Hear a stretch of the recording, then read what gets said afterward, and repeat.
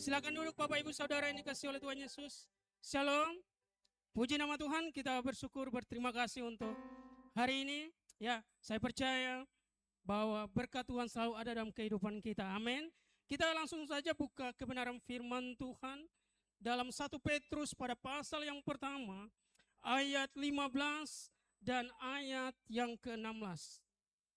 Ya, 1 Petrus pada pasal yang pertama, ayat 15 dan ayat yang ke-16. Bapak Ibu yang membawakan Alkitab manual, atau sudah nggak zaman lagi bawa Alkitab manual, di handphone. Saya percaya di handphone Bapak Ibu pasti ada Alkitab, amin. Jadi buka di handphone Bapak Ibu, gadget Bapak Ibu semua. Ya, 1 Petrus pada pasal yang pertama, ayat 15 dan ayat yang ke-16. Hari ini topik yang kita bicarakan adalah kekudusan hidup bagian yang kedua. Kekudusan hidup bagian yang kedua. Ya, boleh kita buka bersama dan kita baca bersama, satu suara, satu hati, satu iman. Kita baca bersama 1 Petrus pertama ayat 15 dan 16. 3, 2, 1. Tetapi hendaklah kamu menjadi kudus di dalam hidupmu sama seperti Dia yang kudus, yang telah memanggil kamu, sebab ada tertulis, kuduslah kamu sebab aku kudus. Bapak Ibu Saudara yang dikasihi oleh Tuhan Yesus, ya, kalau minggu lalu Bapak Ibu mengikuti khotbah saya adalah kekudusan hidup bagian yang pertama atau part yang pertama. Di situ kita baca juga dalam 1 Petrus pada pasal yang pertama ayat 15 dan juga ayat yang ke-16. Dan di sini arti kudus. Kenapa orang percaya bisa hidup kudus, Bapak Ibu? Kenapa orang percaya bisa hidup kudus? Kenapa? Karena Roh Kuduslah yang memampukan kita untuk kita hidup kudus. Kenapa kita bisa hidup kudus? Karena kita telah dikuduskan oleh Tuhan. Amin. Kita yang tadinya kudus, kita dikuduskan oleh Tuhan. Makanya Bapak Ibu Saudara yang dikasihi oleh Tuhan Yesus, makanya orang percaya ketika kita sudah diurapi oleh Roh Kudus, ya, kita sudah dikuasai oleh Roh Kudus, maka kita bisa hidup kudus. Nah, apa arti hidup kudus? Arti dari hidup kudus dalam konteks Alkitab, artinya apa? Hidup yang dipisahkan. Kudus artinya dipisahkan. Kudus artinya dikhususkan. Kudus artinya diangkat lebih tinggi. Kenapa ya Simon Petrus menuliskan surat ini? Kenapa Simon Petrus menuliskan hal ini dalam 1 Petrus pertama ayat 15 dan ayat yang ke-16? Kenapa? Karena Petrus telah mengalami, dia diangkat lebih tinggi oleh Tuhan. Tuhan gak melihat masa lalu Petrus. Ya, walaupun dulunya Petrus di banyak orang, Petrus gak mau mengakui Tuhan Yesus bahwa dia adalah gurunya. Petrus gak mengakui, ya, bahwa ketika ditanya 3 kali, Petrus sampai bersumpah dia gak kenal Tuhan Yesus. Kenapa? Dia takut, Bapak Ibu. Karena waktu itu Yesus mau dihukum mati. Ya, Yesus mau ke pengadilan.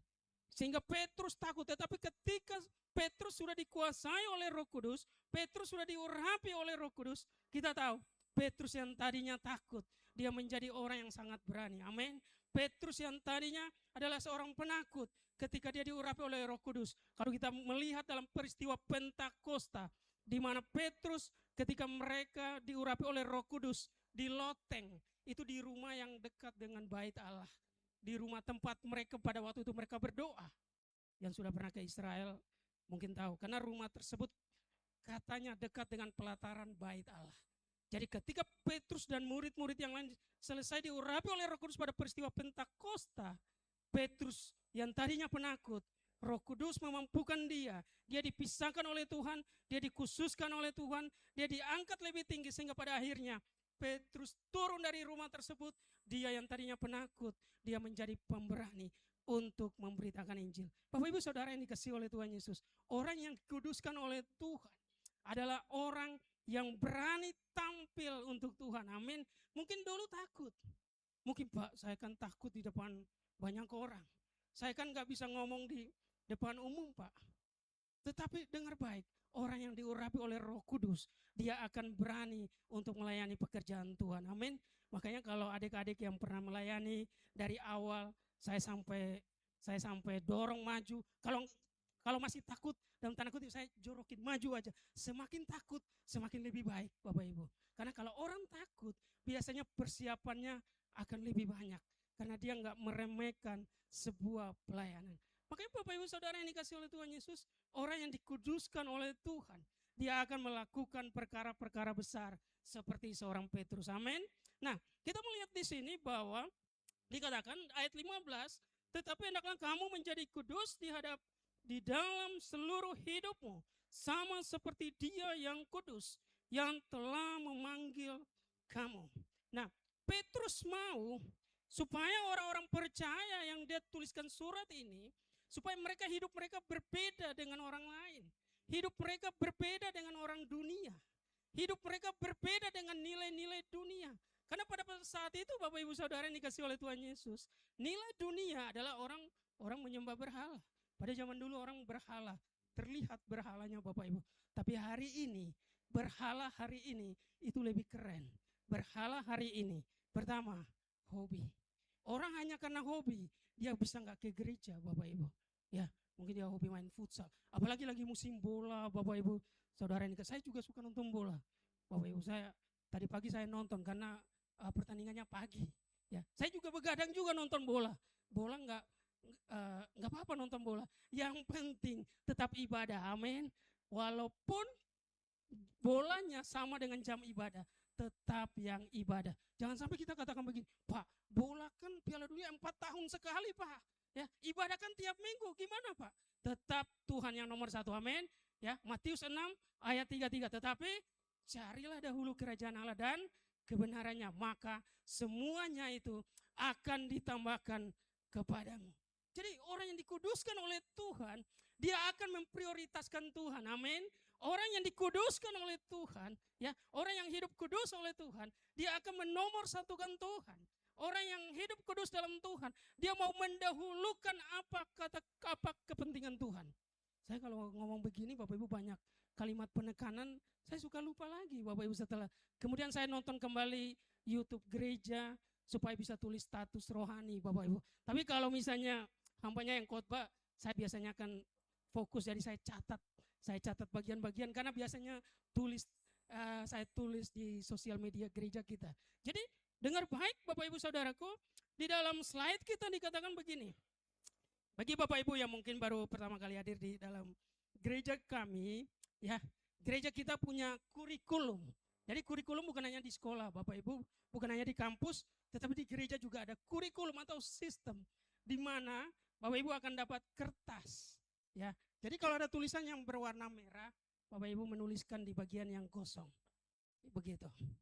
Jadi tetapi ada pesan dari anak muda, nanti selesai Bapak Ibu menuliskannya, selesai ibadah, kertas dibawa pulang, pulpen ditaruh di tempatnya masing-masing. Nanti dikumpulkan, minggu depan kita pakai lagi pulpennya. Amin. Setuju Bapak Ibu? Ya, puji Tuhan. Ya, dikatakan begini, banyak orang berpikir bahwa hidup kudus adalah hidup yang penuh aturan dan tidak menyenangkan. Padahal kekudusan justru membawa kehidupan yang sehat, kuat, dan penuh berkat. Ya, dikatakan begini, keuntungan hidup kudus. Yang pertama, ya, keuntungan hidup kudus yang pertama belum sampai. Memang media kita ini mirip-mirip Valentino Rossi, Bapak Ibu, suka cepat begitu. Ya, belum. Yang di sini. Ya, yang pertama dikatakan apa? Hidup kudus membuat rohani kita lebih sehat. Dan yang kedua, hidup kudus membuat hidup lebih bernilai. Dan yang ketiga, hidup kudus membuat orang senang mendekat. Dan yang keempat, hidup kudus membuat hidup lebih efektif. Dan yang kelima, hidup kudus membawa kita ke dalam potensi maksimal. Di dalam gereja kami, Bapak Ibu, tim kebetulan yang membuat PPT ini adalah orang yang jago AI, Bapak Ibu ya, jago chat GPT. Jadi dia membuat pakai aplikasi-aplikasi yang sangat rumit sehingga kita harus bisa ya mengikutinya dengan baik. Ya. Pertama, dikatakan begini, apa keuntungan hidup kudus? Yang pertama tadi, hidup kudus membuat rohani lebih sehat. Ya, hidup kudus membuat rohani lebih sehat. Ya. Kita buka bersama Mazmur pada pasal yang ke-119 ayat yang ke-11.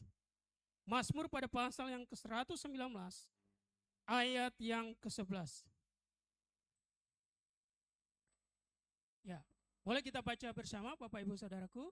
Dikatakan, dalam hatiku aku menyimpan janjimu supaya aku jangan berdosa terhadap engkau.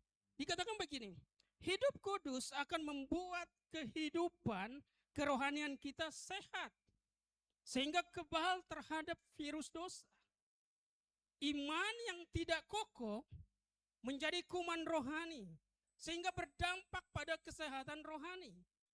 Firman Tuhan membersihkan setiap kita dari virus dan kuman rohani. Bapak Ibu Saudara yang dikasihi oleh Tuhan Yesus, ya, dalam kehidupan kita sebagai orang percaya, kenapa kita dimampukan oleh Roh Kudus untuk kita hidup kudus di hadapan Tuhan. Tadi saya katakan hidup kudus adalah hidup yang dipisahkan, hidup yang dikhususkan, hidup yang ya diangkat Tuhan lebih tinggi. Kenapa kita harus hidup kudus di hadapan Tuhan? Karena membuat begini, supaya kita kebal terhadap virus dosa. Bukan virus cinta, Bapak Ibu. Supaya kita kebal terhadap virus dosa. Kenapa? Karena dosa ini Bapak Ibu, kita sebagai umat manusia, kita dilahirkan dalam dosa. Tetapi penebusan Yesus di kayu salib, ya, menebus kita dari dosa. Tetapi dalam perjalanan kita, ya, dalam perjalanan kita sebagai orang percaya, nggak mudah untuk kita menjalani kehidupan kita, amin. Nggak mudah. Makanya Petrus memberikan saran bagi kita, supaya kehidupan kita orang percaya itu berbeda dengan orang dunia. Makanya ada orang surgawi, ada orang yang punya karakter surgawi, ada orang yang punya karakter duniawi. Jangan sampai kehidupan orang percaya itu sama dengan kehidupan yang duniawi.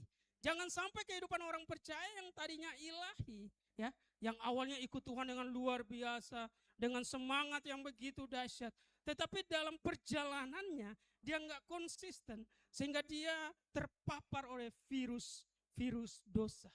Makanya dikatakan begini, supaya kita hidup sesuai dengan perintah Tuhan, ingat janji Tuhan. Nah, kalau Bapak Ibu melihat dalam perjalanan ada dua orang tokoh Alkitab yang sangat luar biasa, yaitu Yosua dan Kaleb. Ya, Yosua dan Kaleb dari masa muda mereka mengikuti Tuhan. Tetapi ketika kemudian mereka diutus oleh Musa bersama rekan-rekan mereka 12 orang pengintai ke tanah Kanaan. Apa yang terjadi? 10 orang mengatakan, ya, mereka hanya menceritakan tantangan. Mereka hanya menceritakan apa yang menjadi persoalan besar di tanah Kanaan. Kayaknya kita nggak bisa sampai kepada tanah Kanaan.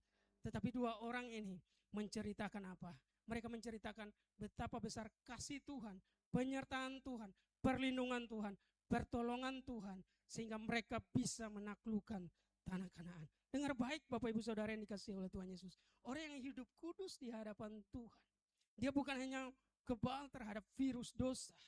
Dia bukan hanya imannya kokoh di hadapan Tuhan.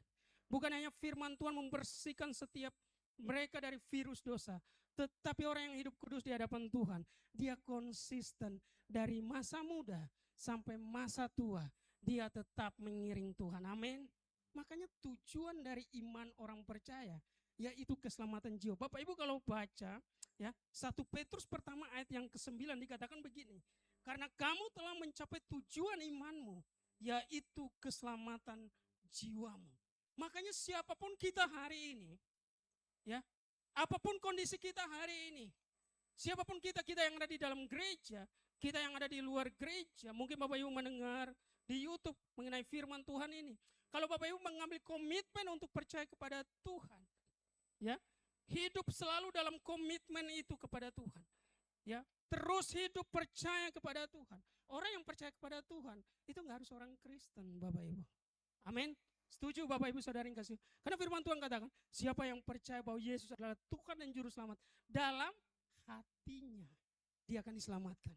Berarti orang Kristen diselamatkan, tapi orang yang bukan Kristen pun, kalau dia percaya kalau Yesus adalah Tuhan dan Juru Selamat, dia pasti diselamatkan. Amin. Dalam hatinya.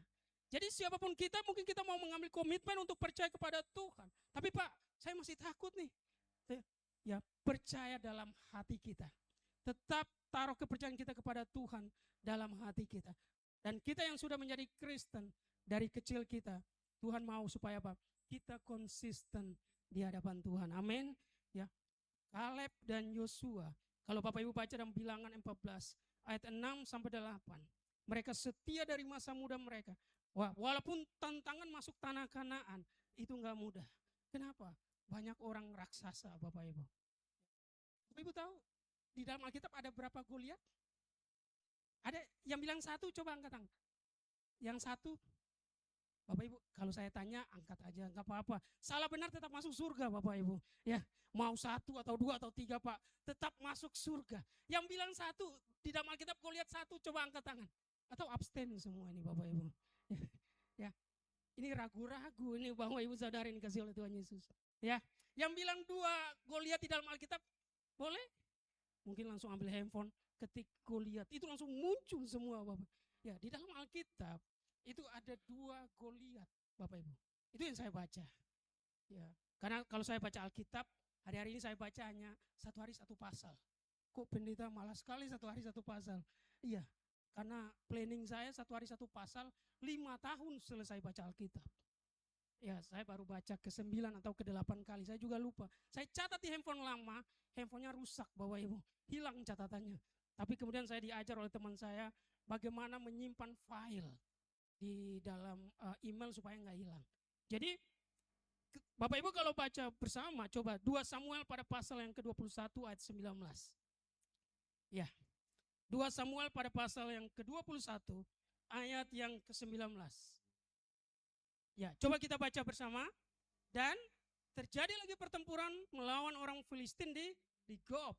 Elhanan bin Yare Oregim, orang Bethlehem itu menewaskan Goliat orang Gat itu yang gagang tombaknya seperti pesat tukang tenun. Artinya begini Bapak Ibu, di dalam Alkitab ada 2 Goliat. Goliat yang pertama itu dikalahkan oleh Daud, dan kemudian Goliat yang lain itu dikalahkan oleh orang-orangnya Daud atau pasukannya Daud. Nah, artinya begini, pada waktu orang Israel mau masuk tanah Kanaan, di dalam tanah Kanaan sendiri banyak orang-orang raksasa.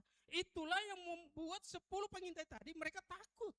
Ya, tetapi Yosua dan Kaleb, karena mereka percaya sama janji Tuhan, mereka percaya sama penyertaan Tuhan, mereka percaya sama apa yang menjadi iman mereka kepada Tuhan, seperti yang diajarkan oleh Musa, sehingga walaupun tantangan besar, mereka tetap mau maju, mereka tetap optimis, mereka tetap beriman kalau mereka bisa menaklukkan tantangan itu. Orang yang hidup kudus di hadapan Tuhan, ke depan pasti ada tantangan Bapak Ibu, tetapi bersama Yesus dia percaya dia akan menaklukkan setiap tantangan dalam kehidupannya. Dia akan menaklukkan setiap persoalan dalam kehidupannya. Makanya orang percaya itu diciptakan untuk menaklukkan badai. Orang percaya nggak diciptakan untuk yang biasa-biasa. Kenapa? Lagu kita apa? Lebih dari pemenang. Orang kalau lebih dari pemenang, dia harus hadapi dulu persoalan Bapak Ibu.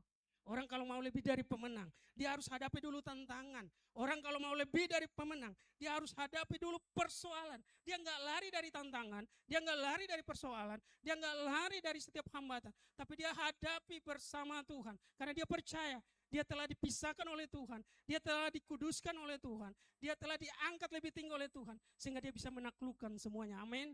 Kayak orang percaya yang sudah dikuduskan Tuhan. Ayo, kalau ada tantangan, kita maju terus bersama Tuhan. Makanya dikatakan oleh seorang Billy Graham mengatakan begini. Ya. Dosa akan menjauhkan kita dari Tuhan, tetapi kekudusan membawa kita semakin dekat kepadanya. Dan keuntungan yang kedua dari hidup kudus adalah hidup kudus membuat hidup lebih bernilai. Hidup kudus membuat hidup lebih bernilai. Dikatakan begini, emas menjadi mahal karena melalui proses pemurnian. Demikian juga Tuhan memakai proses hidup untuk memurnikan iman dan karakter kita. Lewat proses Tuhan membentuk kehidupan menjadi bernilai. Lewat proses Tuhan membentuk Tuhan membentuk kehidupan kita menjadi bernilai. Makanya dikatakan begini, seorang Rick Warren mengatakan Tuhan lebih tertarik membentuk karakter daripada kenyamanan kita. Tuhan lebih tertarik membentuk karakter daripada kenyamanan kita. Coba kita buka bersama 1 Petrus pada pasal yang pertama ayat yang ke-7. 1 Petrus pada pasal yang pertama ayat yang ke-7, ya. Dikatakan begini. Maksud semuanya itu ialah untuk membuktikan kemurnian imanmu yang jauh lebih tinggi nilainya daripada emas yang fana, yang diuji kemurniannya dengan api, sehingga kamu memperoleh puji-pujian dan kemuliaan dan kehormatan pada hari Yesus Kristus menyatakan dirinya. Bapak Ibu Saudara yang dikasihi oleh Tuhan Yesus, setelah kita dikuduskan oleh Tuhan, kemudian kita dimampukan oleh Tuhan untuk hidup kudus di hadapan Tuhan. Ya, tadi saya katakan kita akan menghadapi berbagai persoalan. Kita menghadapi badai dalam kehidupan kita. Tetapi sebenarnya tujuan dari badai itu untuk membentuk otot-otot rohani kita. Tujuan dari badai itu untuk membentuk iman kita yang tadinya iman anak-anak itu menjadi iman yang dewasa. Makanya kalau orang mau naik level, orang kalau mau naik tingkat, Bapak Ibu, itu pasti ada ujian. Amin. Anak-anak sekolah dari SD, SMP, SMA. Ya, saya nggak tahu hari ini masih ada ujian nasional apa enggak. Tapi kalau mau lulus harus ada ujian. Apalagi yang kuliah, Bapak Ibu. Kalau mau lulus, ya itu harus ada ujian supaya dia bisa naik level. Saya juga masih mahasiswa, Bapak Ibu. Ya, makin banyak tugas. Kalau Bapak Ibu lihat rambut saya di sebelah kiri kanan itu banyak yang putih. Kenapa? Banyak tugas Bapak Ibu Saudara yang dikasih oleh Tuhan. Supaya apa? Supaya kita lulus, supaya kita mengalami naik level di hadapan Tuhan. Coba Roma pada pasal yang kelima ayat 3 dan 4. Coba kita buka bersama dan kita baca bersama. Roma pada pasal yang kelima ayat 3 dan 4. Ya, oke, kita baca bersama 3, 2, 1. Dan bukan hanya itu saja, kita malah berbangga juga dalam kesengsaraan kita. Karena kita tahu bahwa kesengsaraan itu menimbulkan ketekunan. Dan ketekunan itu menimbulkan tahan uji. Dan tahan uji menimbulkan pengharapan. Dengar baik Bapak Ibu Saudara yang dikasihi oleh Tuhan Yesus. Ya, orang yang jarak antara kesuksesan dan kegagalan itu tipis Bapak Ibu. Itu jaraknya di mana? Ketekunan. Jarak antara kesuksesan dan kegagalan itu adalah di ketekunan. Orang kalau mudah menyerah, ketika dia menghadapi persoalan dia mudah menyerah, dia nggak akan sukses, dia nggak akan naik level, dia nggak akan mengalami kemajuan. Tetapi kalau orang mengalami persoalan dan kemudian persoalan itu membawa kesengsaraan, Bapak Ibu Saudara, orang Kristen nggak boleh tolak kesengsaraan. Tapi Tuhan berjanji nggak hanya selesai di kesengsaraan, tetapi kalau kita tahu bahwa kesengsaraan itu menimbulkan ketekunan. Karena ketika kita mengalami kesengsaraan, kita hanya berpengharapan kepada Tuhan. Amin. Kalau kita punya kesengsaraan, kemudian kita punya ketekunan, pengharapan kita hanya kepada Tuhan. Makanya orang-orang yang jarang ibadah, Bapak Ibu, sekali-sekali coba naik pesawat, pasti ingat Tuhan. Kenapa? Cuman satu di atas. Ya. Orang kalau udah naik pesawat, apalagi turbulence, Bapak Ibu, ya. Apalagi turbulence, dia mulai cek ikat pinggang, padahal sudah pakai seat beltnya, ya sudah pakai, dia cek semua. Kenapa? Baru dia cari Tuhan di situ. Atau Bapak Ibu kalau suka naik kapal laut, tempat yang gelombangnya tinggi, ya kalau melewati itu orang pasti teriak Yesus, ya pasti ketahuan agamanya, Bapak Ibu. Apa yang dia takutkan? Ketika Yunus, ketika dia mengalami itu semua, Bapak Ibu, dia berteriak kepada Tuhan. Nah, orang-orang percaya kalau kita dipanggil oleh Tuhan supaya kita punya ketekunan. Ketekunan itu artinya nggak mudah menyerah. Makanya orang percaya, ayo jangan sampai kita punya mental cepat menyerah, cepat bosan, cepat mau mengundurkan diri ya dari setiap persoalan yang kita alami. Bapak Ibu Saudara. Tetapi dengar baik, ketika ada persoalan, kita punya ketekunan, tetap berjuang, tetap bertahan terus. Karena kita tahu bahwa ketika kita tekun di dalam Tuhan, pasti ketekunan itu, ya tadi firman Tuhan katakan, ketekunan itu akan membawa kita kepada pengharapan. Makanya jarak antara kesuksesan dan kegagalan itu adalah ketekunan. Makanya jadi orang percaya jangan cepat menyerah. Amin. Jadi orang percaya jangan cepat menyerah, tetapi terus berserah kepada Tuhan. Makanya dikatakan begini. Yang ketiga, apa keuntungan hidup kudus? Yang ketiga, Bapak Ibu Saudara yang dikasihi oleh Tuhan Yesus, hidup kudus membuat orang senang mendekat. Hidup kudus membuat orang senang mendekat. Coba kita buka dalam Matius pada pasal yang kelima ayat 16. Injil Matius pada pasal yang kelima ayat yang ke-16. Ya, boleh kita baca bersama. Dikatakan, demikianlah hendaknya terangmu bercahaya di depan orang, supaya mereka melihat perbuatanmu yang baik dan memuliakan Bapamu yang di sorga. Dengar baik Bapak Ibu Saudara yang dikasih oleh Tuhan Yesus, ketika kita mengambil komitmen untuk percaya kepada Tuhan, ketika kita mengambil komitmen bukan hanya percaya, tapi kita mau menjadi murid Tuhan, pada saat itu Bapak Ibu, kita sedang disorot oleh dunia.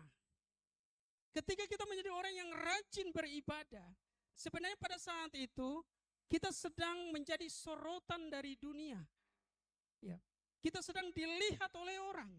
Makanya dikatakan begini, kita harus terang kita atau teladan kita itu harus terlihat. Supaya apa? Supaya orang nggak mengatakan, kok dia rajin ibadah, tapi kok dia cepat marah, ya, dia nggak bisa mengampuni.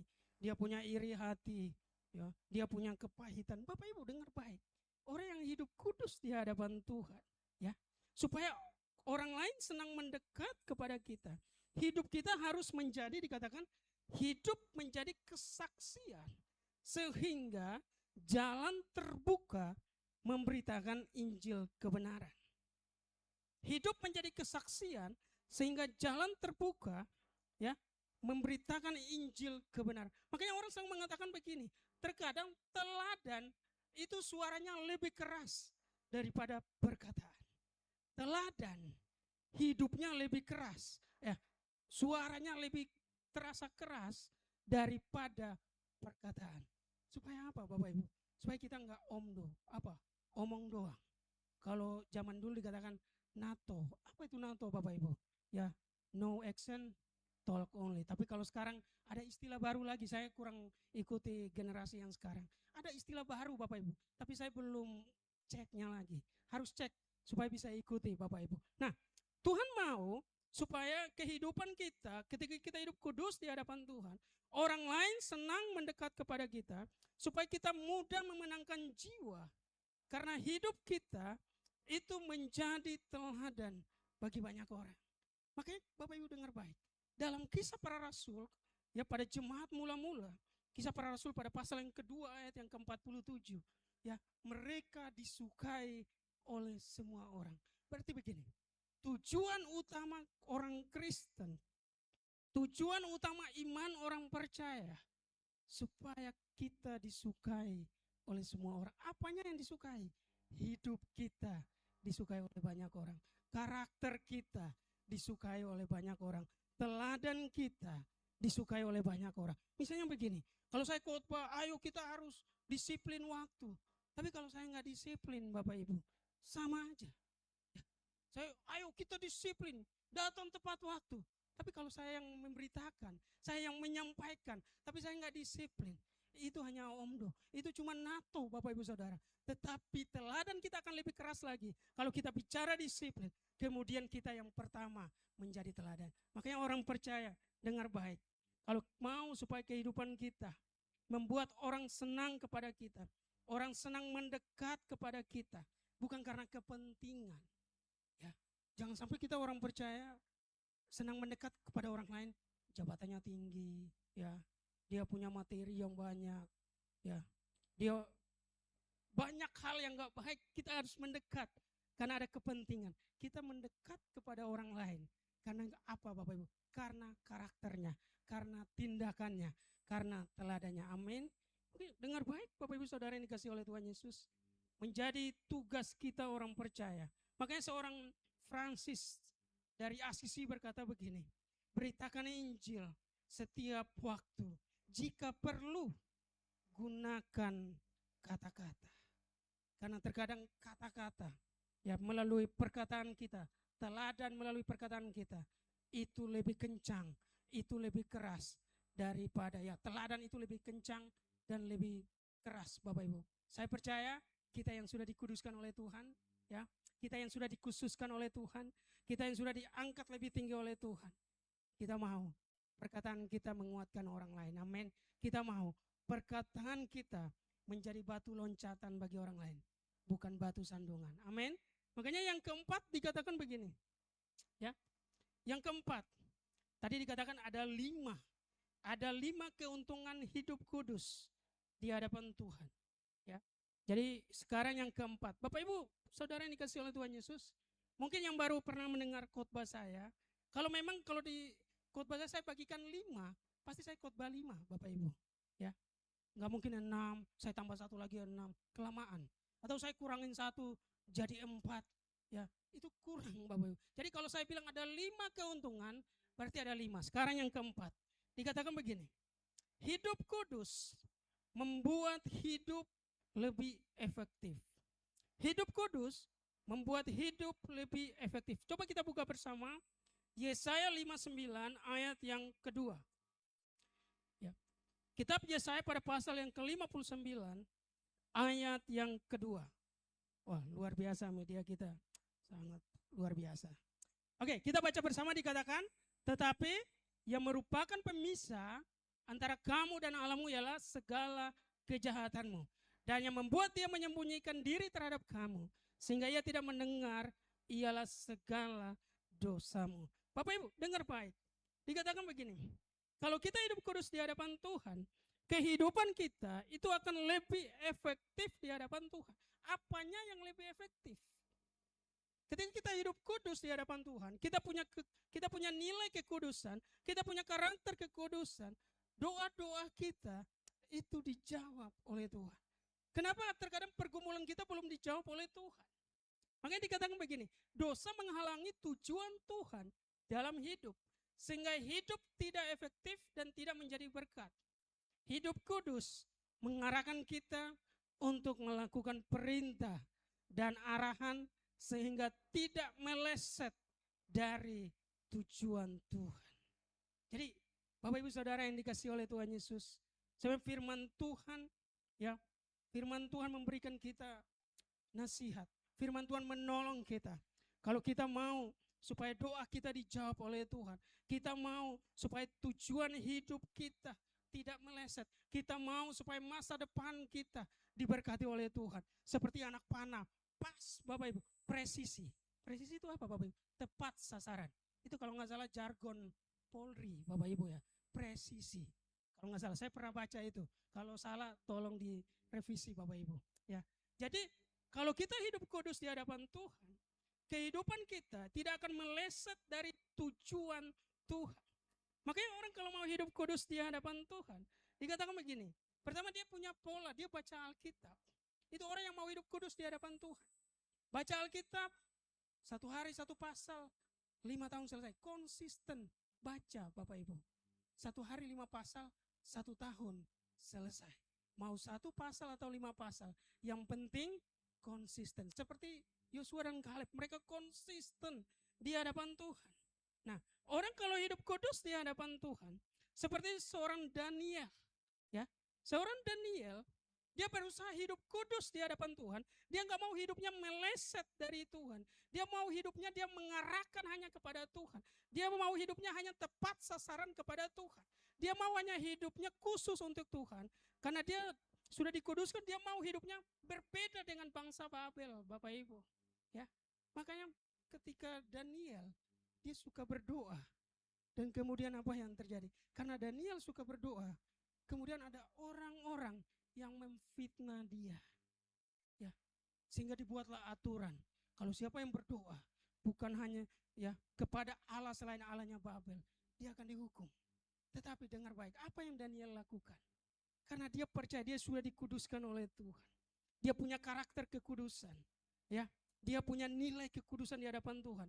Dia mau tujuan hidupnya tidak meleset dari Tuhan. Dia tujuan hidupnya presisi di hadapan Tuhan. Jadi apapun resikonya, dia tetap berdoa, Bapak Ibu. Dan apa yang terjadi? Ketika Daniel berdoa dan ketahuan masuk gua singa. Dan ketika dia menghadapi persoalan itu, akhirnya dia lebih dari pemenang. Artinya begini, pada saat itu diumumkan di kerajaan tersebut bahwa semua harus menyembah dewa atau Tuhannya Daniel. Jadi dengar baik Bapak Ibu Saudara yang dikasih oleh Tuhan. Orang yang hidup kudus di hadapan Tuhan itu seperti kita masuk ke sebuah sistem, ya. Kita masuk ke sebuah sistem seperti domba yang masuk ke kandang serigala. Dia harus berhikmat, Bapak Ibu. Ya, makanya kalau anak Tuhan ketika dipercayakan jabatan tertentu, itu pasti berbeda dengan bukan anak Tuhan. Kenapa? Karena dia tahu, dia punya karakter kekudusan, dia punya karakter ilahi, dia punya karakter sorgawi. Sehingga dia ketika dia dipercayakan jabatan tertentu, dia mau melakukan yang terbaik untuk kemajuan di bidang tersebut. Jadi dikatakan begini, ada seorang tokoh yang sangat terkenal mengatakan begini, A.W. Tozer mengatakan, tidak ada yang lebih menghancurkan masa depan selain dosa yang dipelihara. Jadi orang yang mau hidup kudus supaya hidupnya lebih efektif, hidupnya lebih efisien di hadapan Tuhan. Dikatakan oleh A.W. Tozer, ya, dia harus menjauhkan diri dari setiap pelanggaran. Dia harus menjauhkan diri ya dari setiap dosa. Dia enggak memelihara dosa. Bapak Ibu Saudara yang dikasih oleh Tuhan Yesus, kalau berbicara dosa atau pelanggaran, itu hanya kita dan Tuhan yang tahu. Tetapi artinya firman Tuhan ini menegur kita, ya, supaya kita membereskan setiap apa yang menjadi pelanggaran kita. Kita membereskan setiap apa yang menjadi dosa kita di hadapan Tuhan. Supaya apa? Supaya tidak ada yang lebih menghancurkan masa depan. Dengar baik, hari-hari ini kan banyak jargon-jargon di dunia Bapak Ibu, yang membuat orang sepertinya enak kalau masuk dalam hidup dalam pelanggaran. Jargonnya begini, YOLO. Bapak Ibu mungkin pernah dengar, ini istilah, ya, you only live once. Kamu kan hanya hidup sekali. Ayo, ya, buat masuk dalam pergaulan yang merusak diri, tetap pelihara kepahitan, tetap tidak mau mengampuni. Kan kalau mengampuni yang enak orang lain, bukan kita. Biasanya orang-orang yang punya apa? Mereka yang punya karakter YOLO atau punya prinsip ini. Kenapa? Karena hidup cuma sekali. Jadi ayo kita nikmati. Bahkan kita masuk hal-hal yang berbuat pelanggaran, hal-hal yang berbau dosa. Tetapi dengar baik, selain ada YOLO, you only live once. Tetapi menarik, you only need one, yaitu Tuhan. Amin. Matius 6 ayat 33. Coba kita buka. Matius 6 ayat yang ke-33. Matius pada pasal yang ke-6 ayat yang ke-33. Coba kita baca bersama. Tetapi carilah dahulu kerajaan Allah dan kebenarannya, maka semuanya itu akan ditambahkan kepadamu. Dengar baik. Ketika kita mau masuk dalam karakter atau nilai yang mungkin mau menghancurkan kita, kita mau masuk dalam dosa yang mungkin mau menghancurkan kita, karena mungkin kita punya jargon, you only live once, ya, YOLO, kamu hanya hidup sekali. Tetapi dengar baik, kita yang sudah dikuduskan oleh Tuhan, kita punya karakter ilahi di dalam Tuhan, kita punya karakter surgawi di dalam Tuhan. Dengar baik, kita hanya you only need one, yaitu carilah dahulu kerajaan Allah dan kebenarannya.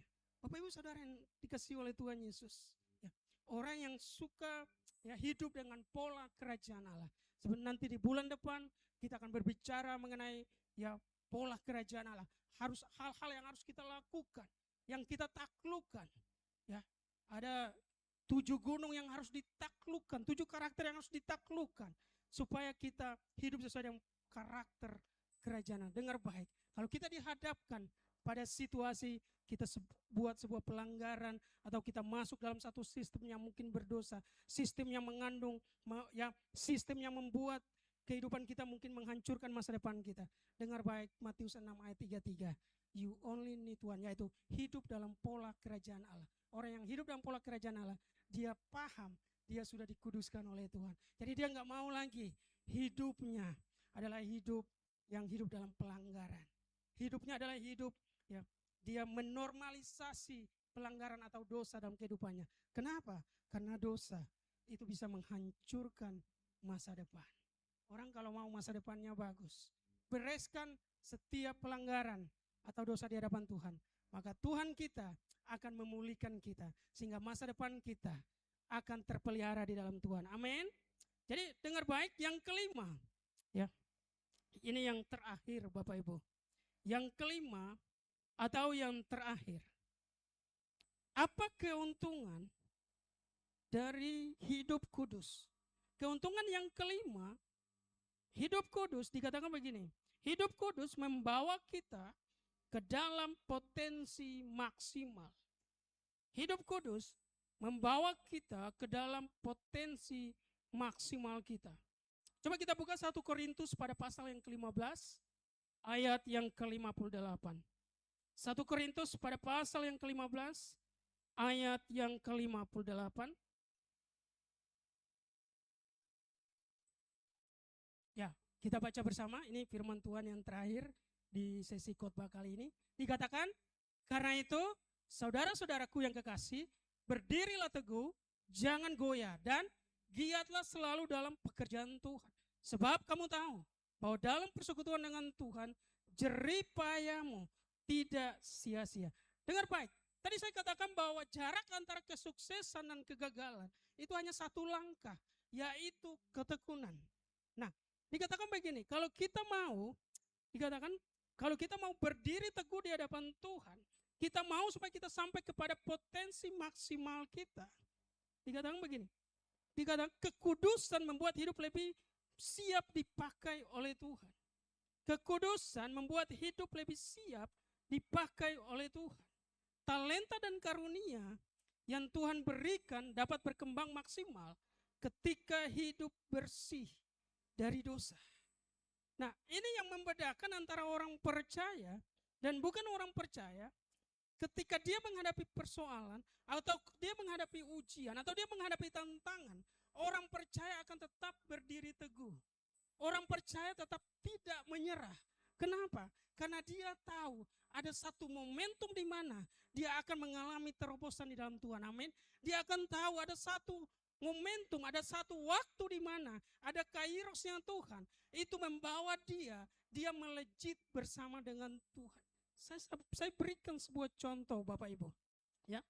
Jadi apapun keadaan kita, jangan kita cepat menyerah, tetapi terus berserah kepada Tuhan, terus konsisten di dalam Tuhan. Karena ada waktunya kita akan diangkat Tuhan naik level, dan itu sangat luar biasa. Kita diangkat mengalami terobosan, kita akan melejit di dalam Tuhan. Bapak Ibu kalau ikuti Piala Dunia, ikuti semua Bapak Ibu. Ada di sini yang nggak nonton bola Bapak Ibu? Bapak Ibu kalau ikuti, saya cukup mengikuti Bapak Ibu. Jagoan saya Spanyol. Saya nggak tahu Bapak Ibu punya jagoannya mana. Ya, oh, boleh juga. Nggak apa-apa, nggak apa-apa Bapak Ibu saudaraku. Ya, jadi Bapak Ibu kalau ikuti beberapa waktu lalu, ada sebuah pertandingan yang sangat luar biasa antara Spanyol dan Cape Verde atau Tanjung Verde. Itu negara di Afrika Bapak Ibu. Dan ketika kalau Bapak Ibu nonton highlightnya, atau Bapak Ibu nonton pertandingan fullnya, itu kipernya sangat luar biasa. Ya, puluhan kali diserang oleh penyerang Spanyol, striker Spanyol, nggak tembus Bapak Ibu. Dan tadinya dia namanya Fosina. Mungkin Bapak Ibu ikuti berita tersebut. Dia main di salah satu klub kasta kedua di Liga Spanyol, di Liga Portugal, maaf. Dia nggak dikenal oleh dunia. Tetapi ketika dia tampil di pertandingan tersebut, dia menepis, dia menyelamatkan golnya sehingga ya posisi skornya 0-0 di akhirnya, dan negara tersebut lolos ke 32 besar Bapak Ibu. Dan yang menjadi sorotan adalah kipernya. yang sangat begitu luar biasa. Tadinya followernya hanya puluhan ribu Bapak Ibu. Tetapi ketika dia melakukan penyelamatan yang maksimal, dia tampil maksimal, dia tampil hebat, apa yang terjadi? Followersnya dari puluhan ribu naik jadi puluhan juta. Ya, dia begitu melejit, dia begitu mengalami terobosan yang begitu luar biasa. Dan ketika orang bertanya kepada dia, apa yang dia tuai hari ini, itu adalah kerja keras dia di masa yang lalu. Apa yang dia capai hari ini, pencapaian dia hari ini, itu adalah konsisten dia di masa lalu. Dia tetap berlatih, umurnya 40 tahun Bapak Ibu. Saya belum sampai umur tersebut, tapi mendekati Bapak Ibu ya. Ada Bapak Ibu yang pernah minggu lalu sudah hafal ulang tahun saya Bapak Ibu. Ya minta maaf kalau nggak ada kado atau apa ya. Ya. Jadi dia umur 40 tahun. Tetapi dari belasan tahun dia konsisten berlatih. Dia nggak dilihat orang Bapak Ibu ketika dia berlatih. Kenapa? Dia nggak dikenal. Walaupun nggak dikenal orang, dia tetap konsisten berlatih sampai dia menjadi pemain yang dipilih timnasnya dan dia tampil hebat dan akhirnya dia melejit. Hari ini, walaupun kita nggak dilihat orang, tetap konsisten dalam Tuhan. Amin. Hari ini apa yang kita lakukan? Mungkin nggak disorot orang, tetap setia dalam Tuhan. Amin. Karena orang yang setia dalam perkara kecil, Tuhan akan membawa dia mengalami perkara besar. Orang yang setia dalam perkara kecil, yang nggak dilihat orang. Daud ketika mengembalakan 3 atau 4 domba, nggak ada yang kenal dia Bapak Ibu. Tetapi dia ketika mengalahkan Goliat yang pertama, tadi saya bilang Goliat ada 2 Bapak Ibu ya. Itu dia dikenal orang. Kenapa dia bisa mengalahkan Goliat? Kuasa Tuhan. Dan yang kedua, konsisten dia dalam perkara kecil. Orang yang setia dalam perkara kecil, Tuhan akan membawa dia mengalami terobosan. Amin. Orang yang setia dalam perkara kecil, Tuhan akan membuat dia mengalami, dia akan melejit bersama Tuhan. Orang yang setia dalam perkara kecil, Tuhan akan membawa dia mengalami progres atau kemajuan di dalam Tuhan. Makanya coba kita, ada seorang ya Wasmani berkata begini, Tuhan tidak mencari kemampuan besar, tetapi kehidupan yang bersih dan tersedia. Jadi mungkin hari ini kehidupan kita Bapak Ibu, ya, kita sengsara kalau kita mau hidup sesuai dengan firman Tuhan. Enggak mudah. Apalagi di dunia yang menormalisasi pelanggaran, yang menormalisasi kecemaran, enggak mudah. Tetapi tetap konsisten di hadapan Tuhan, tetap setia di hadapan Tuhan, karena akan ada waktunya kita akan melejit di dalam Tuhan. Coba kita baca bersama penutup kita, sekaligus kita menutup khotbah kita di sore ini. Oke, Bapak Ibu yang di belakang kalau kelihatan, coba kita baca bersama. Hidup kudus membawa banyak keuntungan rohani. Kekudusan bukan beban, tetapi jalan menuju kehidupan yang diberkati Tuhan. Biarlah hidup kita dipakai Tuhan menjadi alat kemuliaannya. Jadi Bapak Ibu Saudara yang dikasihi oleh Tuhan Yesus, ada 5 keuntungan. Ya, kalau kita hidup kudus di hadapan Tuhan. Keuntungan yang pertama, hidup kudus membuat rohani lebih sehat. Keuntungan yang kedua, hidup kudus membuat hidup lebih bernilai. Keuntungan yang ketiga, hidup kudus membuat orang senang mendekat. Yang keempat, hidup kudus membuat hidup lebih efektif. Dan yang kelima, hidup kudus membawa kita ke dalam potensi maksimal kita. Kita hidup kudus karena kita telah dikuduskan oleh Tuhan. Kita dimampukan oleh Roh Kudus supaya hidup kita adalah hidup kudus di hadapan Tuhan. Hidup yang berbeda dari dunia. Hidup yang sesuai dengan kebenaran firman Tuhan. Amin. Mari kita berdoa.